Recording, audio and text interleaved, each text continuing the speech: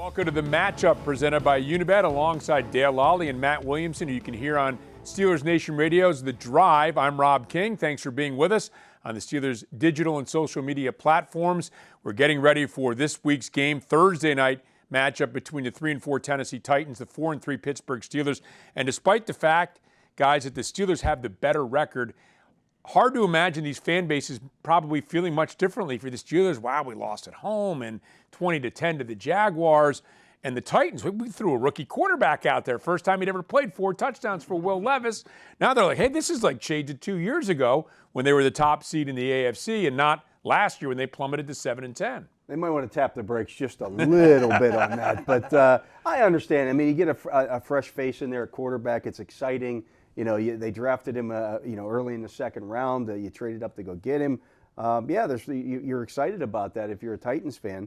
Although the team was selling, getting rid of, a guy like Kevin Byard, who's, been a long-time stalwart there. So it didn't affect him in this game. We'll see if it does this week. And a quick caveat, we are taping this prior to the 4 o'clock trade deadline, so some of the guys we're talking about, we expect them to be there. It's possible that they won't be. Levis will probably be there. Yes, Levis will certainly be there. Yeah. And it is a stark contrast in the way these fan bases, I think, Matt, feel going into this game on Thursday night. Yeah, I would imagine Tennessee's very excited about the young man, and as they should be. And he played very well in his first game, threw a lot of stuff very short, threw a lot of stuff very deep, but he's got a lot of ability. So, we were just down this road with the Steelers almost a year ago, a little over a year ago. Right, and the Steelers 11-5 since that point. Obviously, that's the good news. The bad news right now, 4-3 coming off this loss.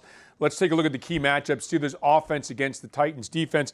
And let's begin with your key, which is sort of an overarching view of trying to find some balance here in this short week. Yes, it's a similar challenge to the Jaguars in that they're really a pass funnel defense. They're very, very good at stopping the run. That's where the strength of the defense lies. They don't take the ball away like the Jags, but they do force you to throw a lot. Now, as we record this, there's some uncertainty who the Steelers quarterback's going to be. There's also, youth at that position, and you'd love to be able to, quote, establish the run. But you're going to have to win this thing probably through the air. I mean, that's much like last week. So how do you balance that situation with, if runs aren't successful, you throw it all on the backup quarterback or the young quarterback? There is a balancing act there to me.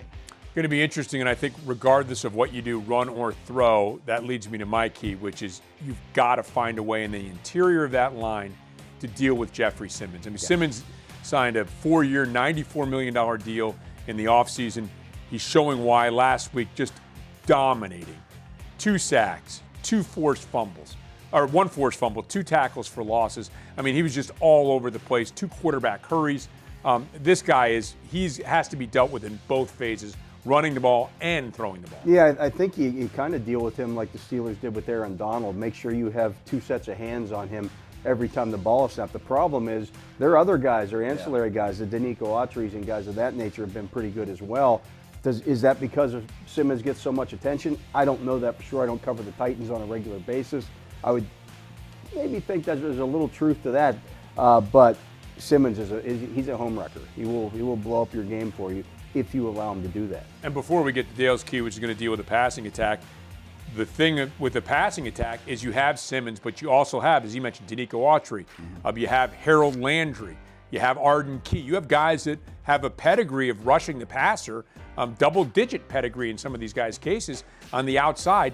This is not a team, I think, in which you want to get into 3rd and long. So going back to your balance thing, boy, you'd like to see whatever it is you get into 3rd and short against this team. No question. And it's a very physical front led by Simmons. I mean, without question, he's the straw that serves the drink. He has it all, but his power really blows you away. I do think the other peripheral players are strong in their own right, but they certainly benefit from Simmons, of course. And that's what's a little different than the Rams situation. It was kind of Donald and then a bunch of unknowns, where these guys will hurt you. 6 sacks last week in the Titans win. So that leads us now, you're able to run the ball a little bit, maybe get them off balance, and you want to see them be able to attack the corners for the Titans, because maybe not quite as stout there as they are up front. Yeah, if you look at it, Christian Fulton, he's giving up a 96.7 passer rating in his coverage at 12.3 yards per catch. On the other side, it's been Sean Murphy Bunting, 14.5 yards per catch. a 101.8 passer rating against him.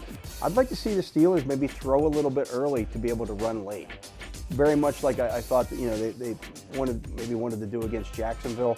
Again, as Matt said, this is a pass funnel team. They want you throwing the football. They don't want you to run the ball. They're very good at that, but you can attack these guys on the outside. Matt? Without question. And again, it's sort of similar to this past week where I thought Jacksonville's front seven was big, nasty, physical, can control the point of attack quite well. But there's questions on the back end. And you mentioned Byard's not there anymore. He was the leader of the secondary. Could there be communication issues without him in the mix, coordinating, quarterbacking everything? So I think you do have to attack down the field. Yeah, it's a short week for both teams, Exactly. not just the Steelers. Right. They have to prepare as well. All right, Yin's Chat's regular season challenge is back each week. Answer Steelers trivia and make game day picks for a chance to win signed helmets, jerseys, footballs, even a trip to the 2024 draft. This week's question, the Steelers defensive sacks over under 3.5. The winner, by the way, gets an autographed George Pickens football, so a nice prize out there. I think, and we're going to be talking about the defense coming up in a little bit, but I think this is a huge advantage for the Steelers against their offensive tackles. I'm definitely going over. Now, they're going to have to be able to stop the run a little bit to do that and force them into passing situations, but I think it's going to be over 3.5. Yeah, I think it will be too. I think you can do some things schematically to maybe confuse the young quarterback as well, and not let him figure out where the blitz is coming from, things of that nature that you should be able to get after the quarterback in this game. Their offensive line is probably the weakest part of this team. Maybe a guy like Landon Roberts gets on that, the sack scoreboard again, a great blitzer. As you kind of alluded to, I love the Steelers' edge rush advantage. I have some real doubts about this rebuild offensive line. They used a first-round pick on the O-line and a lot of other questionable pieces and parts up front. And the young quarterback, he had a lot of throws behind the line of scrimmage, but he'll also hold the ball and play a little bit of hero ball looking back at his college profile too. So there might be a lot of sacks in this game. And Roberts a good call at a sack and a half against the Jaguars in that losing effort on Sunday. Up next, a look at the Steelers' defense against Will Levis and the Titans' offense as we continue on the matchup presented by Unibet.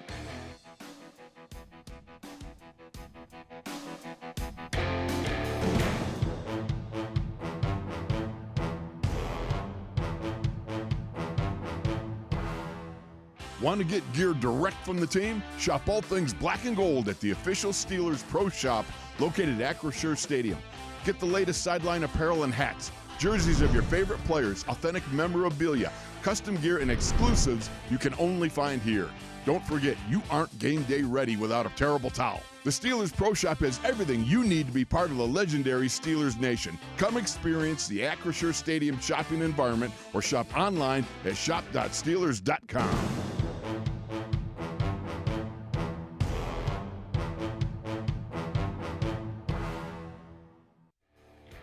Matchup presented by Unibet alongside Dale Lolley and Matt Williamson. I'm Rob King. Thanks very much for being with us.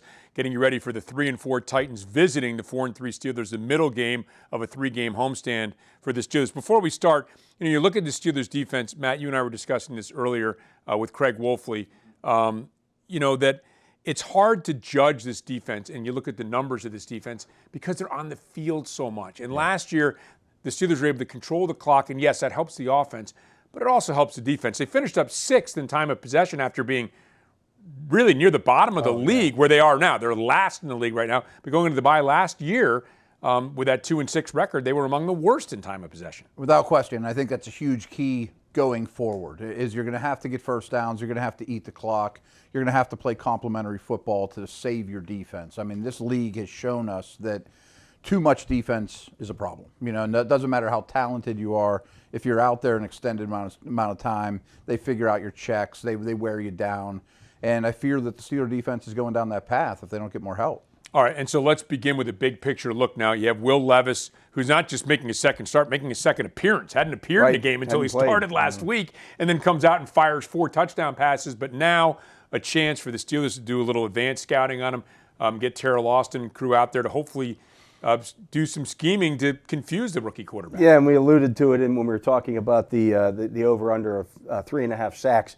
You've got a young quarterback out there. He hasn't seen a lot in the NFL.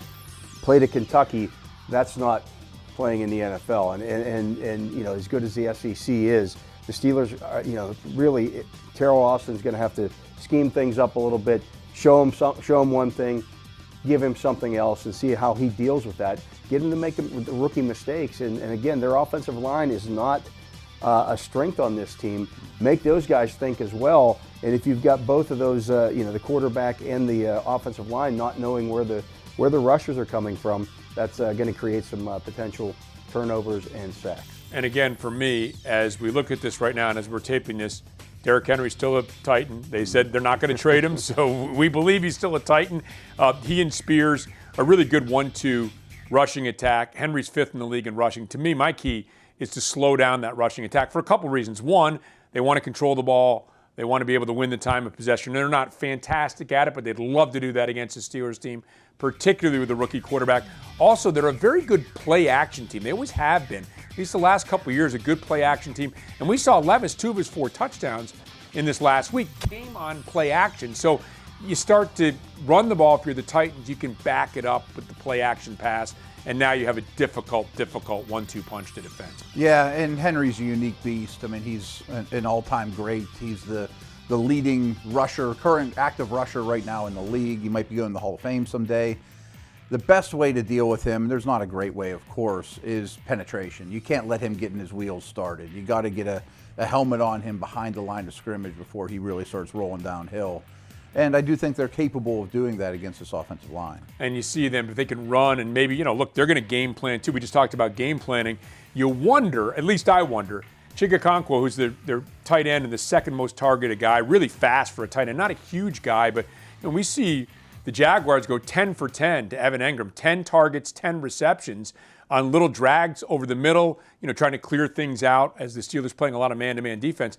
That could potentially be a factor. I wonder if he's going to get used a little bit more. I would think so, and we saw this was really a big breakout game for DeAndre Hopkins as well for the Titans. So can't let those guys get rolling, but it starts with, to your point, stopping the running game. They ran the ball 36 times last week against the Atlanta Falcons, had the rookie drop back to throw it 29 times. If you allow them to run the football, they will continue to run the football. I thought the Steelers did a good job on Travis Etienne last week, not allowing him to take over the game as a runner, and that made things more difficult for the Jaguars. You kind of have to slog things up a little bit with that running game and make things difficult on the Titans. And Rob, you mentioned Chigakonkwo. I just wanted to chime in real quick. He's a very athletic, very similar to Evan Engram in terms of athletic profile.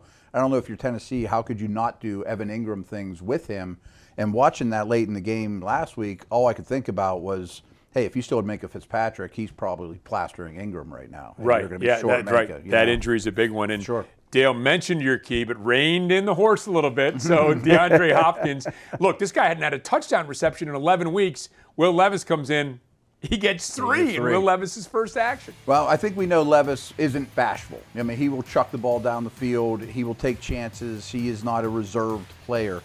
But Hopkins makes that a little easier. I mean, he's as good of a one-on-one contested ball catcher since Larry Fitzgerald of the last 20 years. I mean, when he's covered, he's open, and he's proven that every stop he's been. And I always talk about young quarterbacks having a whoopee, a Mr. Mom reference here, and it's pretty obvious who Levis's whoopee is. Yeah, and I do think that when he goes back to throw again, if you can make it 3rd and long, we just touched on this, but I believe, guys, this is a huge advantage for the Steelers. They're 2 edge rushers against the 2 offensive tackles for the Titans. Yeah, and rewatching that game, when they got into those 3rd and long situations, a lot of times it was a wide receiver screen or something like that just to get the ball out of Levis's hands quickly, because they know that they can't hold up, very long against a pass rush. So that's going to be the quick game. Playing that game, when they take their shots, it's probably on 1st or 2nd down when you're playing run there. So that's going to be part of that chess match. But you have to stop Hopkins. You can't let him get rolling because he is a force of nature. I wonder if this is the week Alex Highsmith has a big breakout game. I like his matchup quite a bit. I mean, the way the teams are scheming around Watt is unbelievable at this point. Right. I mean, so you have to compromise something somewhere else, and it might benefit Highsmith. All right, quick week. Thursday night, the Steelers and the Titans going at it at Acrisure Stadium. 8:15 start. which you can see obviously nationally televised, but of course listen to on the radio as well. Steelers Nation Radio 102.5 WDVE. The 3-4 Titans taking on the 4-3 Steelers. That'll do it for this week. For Matt Williamson and Dale Lolley, I'm Rob King. Thanks for watching the matchup presented by Unibet.